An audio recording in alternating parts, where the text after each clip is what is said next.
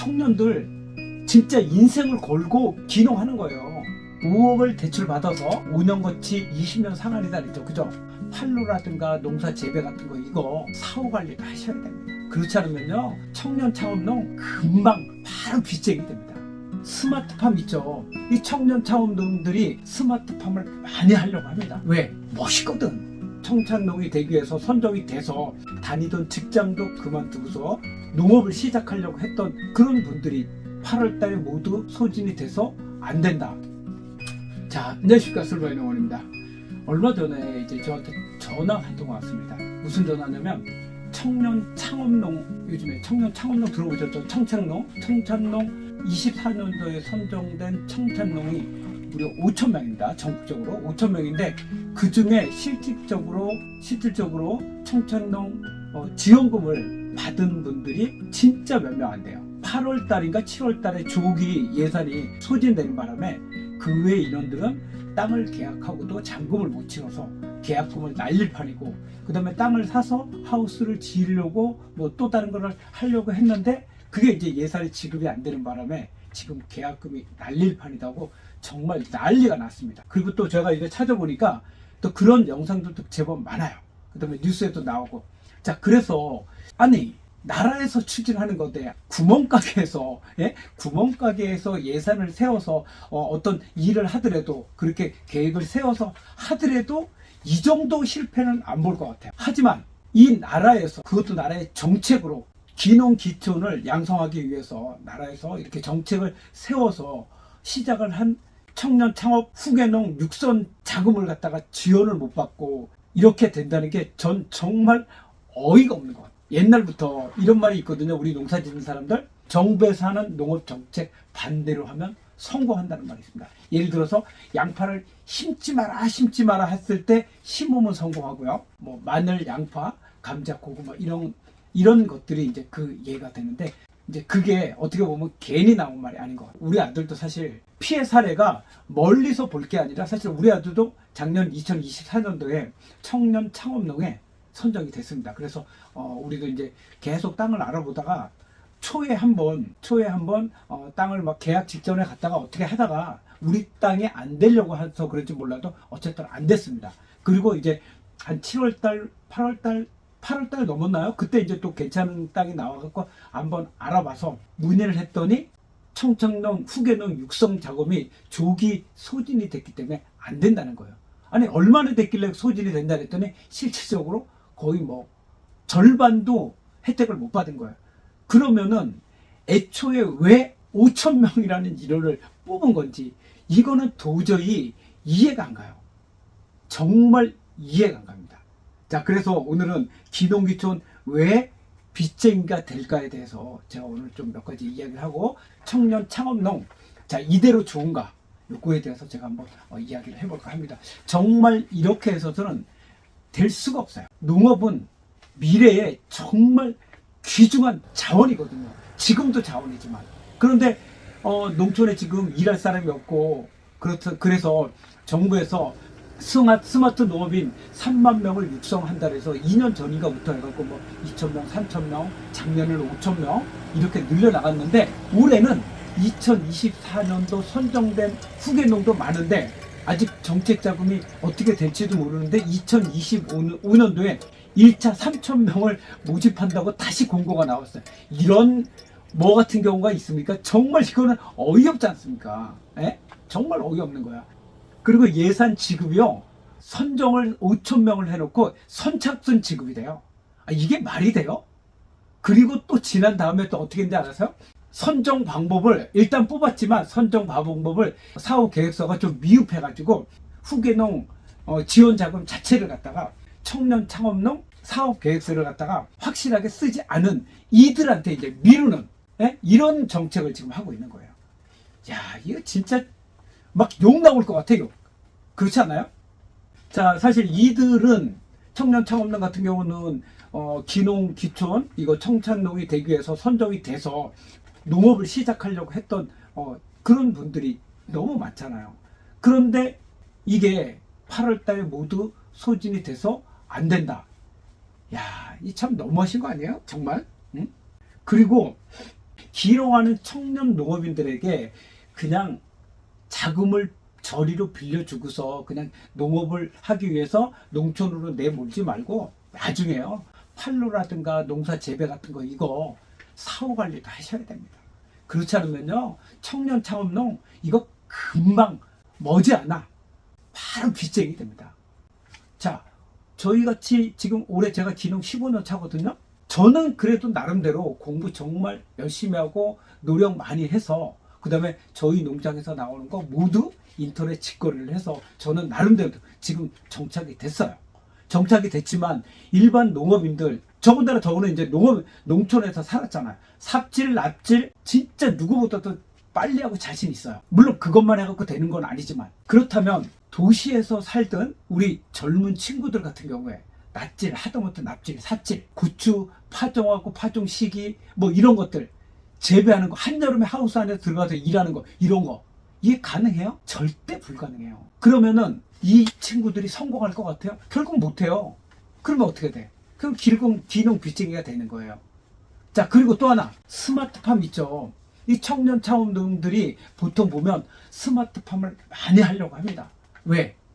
멋있거든. 멋있어요. 왜 멋있냐? 어디 놀러 갔을 때 스마트팜 하게 되면 자, 오늘 비 온다. 그러면 스마트팜을 딱 보고서 아, 비 오니까 환기창 닫아야지. 아, 또 물도 줘야 되겠네. 뭐 이런 식으로 어떻게 보면 약간 어깨에 뽕이 들어가. 가오를 잡아. 에? 그리고 처음에는 기농에서 농촌에서 약간 여유로운 그런 느낌, 그냥 느낌만 받는 거예요. 실질적으로는 엄청 바빠요. 예, 낭만? 개통 같은 소리 하고 있는데 낭만이 어쨌든 농촌이 낭만 없습니다. 예? 낭만이 어디 있어요. 자, 그러면은 도시에 있는 친구들은 이 친구가 기농을 했으니까 진짜 어떻게 보면 진짜 보기에는 멋있어 보이잖아. 뭐 번다름한 진짜 비닐하우스 쫙 있고 막 이러다 보니까 너무 멋있어 보이는 거야.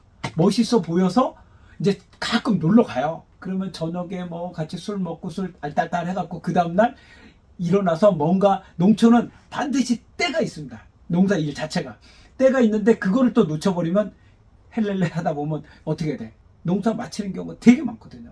자, 비닐하우스 한여름에요. 환기창 반드시 열어줄 땐 열어줘야 되고 닫을 땐 닫아야 돼. 그거 안 닫으면 어떻게 돼요? 작물 자체가 폭삭하는 경우가 있어요. 이런 것들 다 따지고 보면 기농에서 성공 확률은 제가 보기에는 10%가 안 돼요. 10%?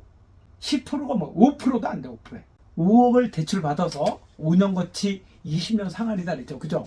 자, 1000평 스마트팜 연동하우스를 짓는데 땅까지 다 합쳐서 보통 7억 정도 들어요. 그러면 1000평에서 어떤 농작물을 하더라도 거기에서 순수익이 1억 이상 나오기가 힘들어요.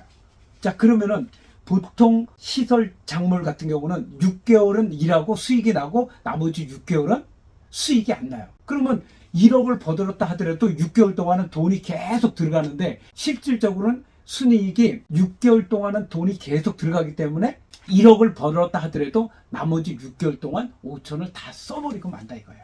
이자도 나가야 되기 때문에.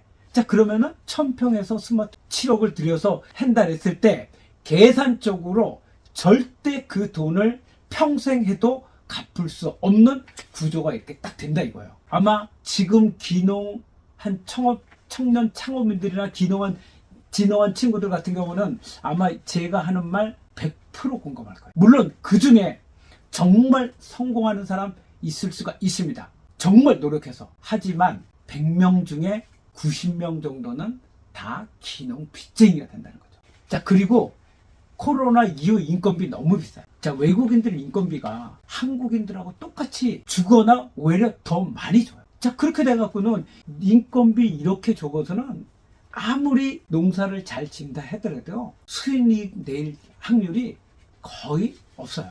정말 농사를 기가 막히게 지고 팔로 개척이 잘 된 그런 친구들 아니고서는, 그런 농업인들 아니고서는 확률적으로 이 정도 인건비를 줘갖고는 수익을 내기가 정말 힘든 거예요. 오죽했으면 비닐하우스 하는 농업인들이 외국인들 머슴이라고 이렇게 얘기하겠어요. 정말 이 농업인이 정말 앞으로 이 농업이 어찌 될지 몰라요. 미래가 없는 것 같아. 솔직히 저는. 자, 그리고서 기농 기촌 교육을 갖다가 예전에는 100시간을 받았거든요. 지금은 8시간이에요. 아니, 100시간을 받아도 사실 되게 힘든 거거든요. 근데 8시간 받아갖고 만약에 딸기 농사를 한다, 토마토 농사를 한다, 우리처럼 쌈채소, 뭐 고구마, 당근 그런 농사를 짓는다 하더라. 생각해보세요. 8시간 기농 기촌 교육 받아갖고 농사교육 받아서 뭘 할 줄 알아? 정말 힘든 거예요. 자, 저는 사실 이럴 바에는 멘토링을 갖다가 만들어가지고, 진짜 내가 예를 들어서 고구마 농사를 짓는다, 아니면 쌈채소 농사를 짓는다, 그러면 거기 가서 최소한 3, 4개월 한 작기가 돌아갈 때까지는 진짜 거기 가서 어차피 정부에서 지원금을 주잖아요. 그렇게 주면, 그러면 배우는 사람, 그 다음에 가르쳐 주는 사람, 선도 농업인도 어느 정도 지원을 받고 그 사람을 갖다가 가르쳐 줄 수 있게끔 이런 제도를 만들었으면 좋겠어요. 이렇게 해도 힘든데 8시간 받고 기농을 해? 택도 없는 소리입니다. 택도 없는 소리. 왜 이런 정책을 갖다가 이게 바로 탁상행정 같아요. 이렇게 해갖고는 도저히 성공 확률이 거의 없어요. 자, 그나마 좋은 소식은 제가 이렇게 찾아보니까, 제가 이제 이번에 후계농 육성 자금 지원 못 받은 청년 창업농 선정이 되고도 후계농 육성 자금 지원을 못 받고 뭐 이미 계약해서 계약금을 날리고 이런 제보를 받고서 지금 알아봤습니다. 그래서 농림축산식품부 청년 후계농 정책 담당자하고 이제 통화를 한번 했었는데, 이번에 지난해 5,000명 됐고, 그 다음에 이제 새로운 선정 방식으로 해갖고 지난해 12월 달에 했었는데, 그때 3,845명이 새로운 선정 방법에서 이제 다시 신청을 했었는데, 실질적으로 선정된 인원은 982명이었대요. 982명인데 나머지는 이제 다 탈락이 된 거야. 자, 그래서 이 사람들은 언제 될지를 모르고 마냥 기다려야 돼요. 청년 창업농 정책 담당자 이제 제가 통화를 했어요. 그래서 이런 상황에 대해서 물어봤더니 이제 소상히 이야기를 하는데, 국회에서 요번에 이제 지원 자금 청년 창업농 이제 요 지원 자금 탈락된 문제들로 농림축산식품부 장관 뭐 여러 관련된 분들을 이렇게 국회에서 토론을 식으로 이야기를 했었는데, 그걸 들어보니까 정말 어떻게 보면 과간도 아니에요. 제가 얘기했던 이제 피해 청년 창업들이 너무 많은 거야. 너무 많은데, 농림축산식품부 장관, 아마 이름이 송미령 장관님인가? 네, 그분 대답하는 게 힘마가리가 하나도 없어. 네? 자신 있는 게 하나도 없는 거야. 왜냐? 정책을 탁상행정을 했기 때문에 그래. 뭐 뚜렷한 답도 없어. 그냥 어물어물 머리다가 그냥 말아. 야, 참나. 하는 꼬락신을 보니 진짜, 아니 나라의 정책을 더군다나 청년 농업인, 청년들 아니에요, 청년.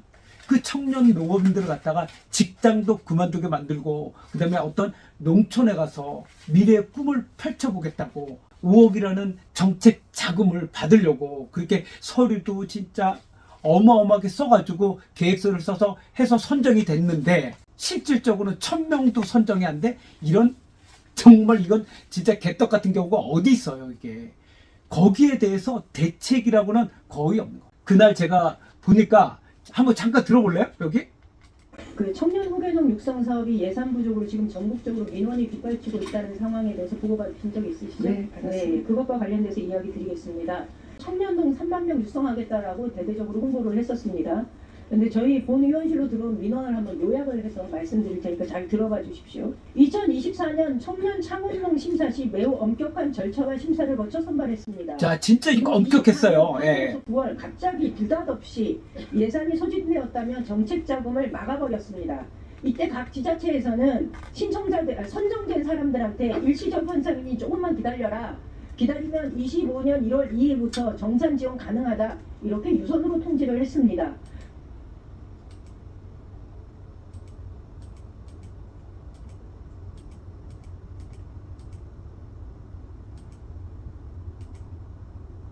자, 이렇게 이제 유선으로 통지를 해갖고 새로 선정 방법으로 이제 또 한다고 이렇게 또 했거든요. 그래서 자, 이 대책에 대해서 이제 물었습니다. 판단하지 않으신가요? 자, 다시 한 번요. 관련해서 추경의 조기 편성이 필요하다라고 판단하지 않으신가요?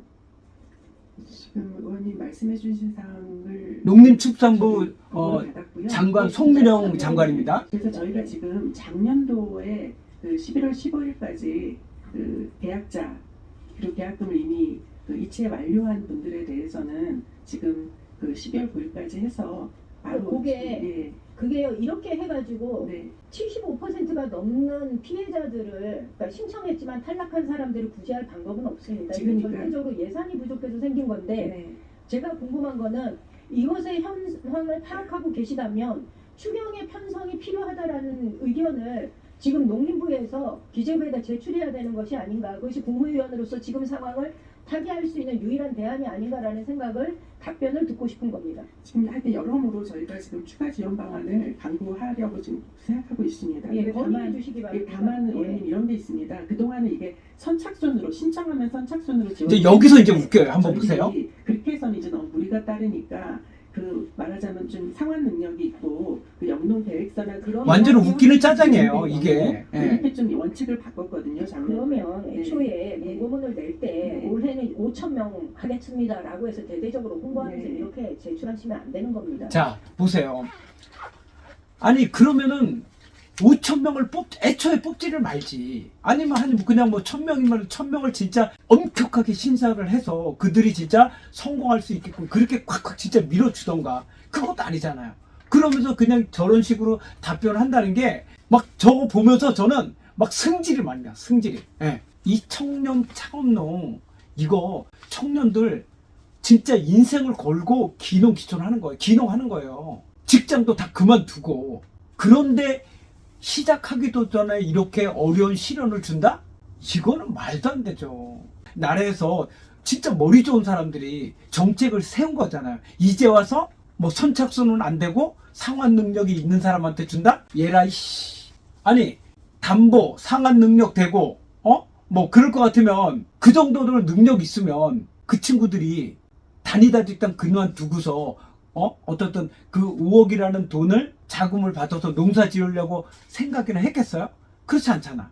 나는 이걸로 보고서 송미련 이 장관 이분이 보니까 자신감이 없어, 자신감이.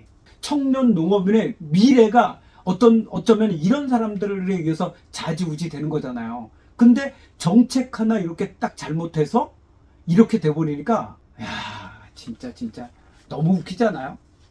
그나마 이제 이렇게 나가고 민원도 많이 되면서 요번에 추경 예산이 뭐 통과되었다.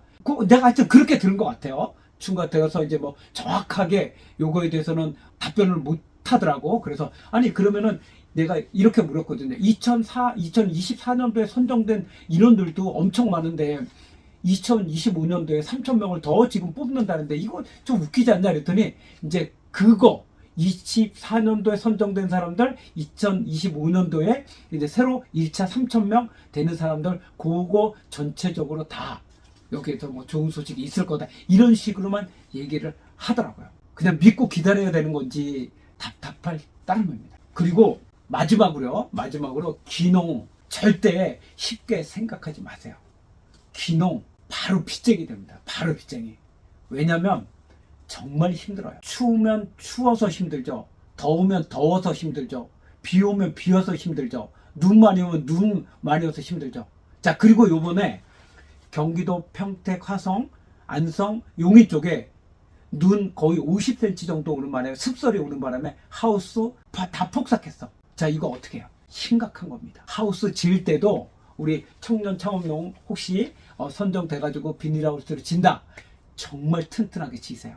튼튼하게 짓고 이게 완만하게 활대를 하지 말고 진짜 이렇게 산봉우리처럼 해서 그 다음에 중간에 아시바 파이프 그 40mm 그 파이프도 더 총총히 나서 눈이 앞으로 진짜 많이 오더라도 절대 무너지지 않게끔. 우리 하우스 같은 건 단독인데 우리는 지금 16동 있는데 일부만 피해보고 거의 피해가 안 보였어요. 우리는 사실 단독하우스 약간 완만하거든요. 이런데 우리는 피해가 안 봤어요. 그때 우리 이제 작업동만 완전히 푹 주저앉았었거든요. 자, 그래서 다시 한번 당부하지만 귀농 절대적으로 쉬운 거 아닙니다. 잘못하면 정책 자금이 5년 거치 20년 상한이잖아요. 5년 금방 갑니다. 자, 5년 지나서 이제 내가 조금 갚아야지. 그때 비닐 갈아야 돼. 비닐 이거 1, 200으로 해결되는 게 아니에요. 한 번 가르면 보통 2천 이상 막 들어요. 2천, 3천 막 들어. 예, 그러니까 그런 것도 다 생각을 해야 되기 때문에 귀농 반드시 교육 많이 받고, 그 다음에 내가 만약에 쌈채소를 재배한다 그러면 쌈채소 농가에 가서 최소한 한 작기를 경험을 하고 귀농을 하시기 바랍니다. 하여튼 좋은 결과가 있기를 기대하면서 우리 청년 창업농 귀농하신 분들 화이팅입니다. 자, 이상 솔바이 농원이었고, 앞으로 이런 제보 있으면 솔바이 농원 제보 남겨놓으면 제가 유튜브에 이렇게 편집해서 올리도록 하겠습니다. 자, 감사합니다.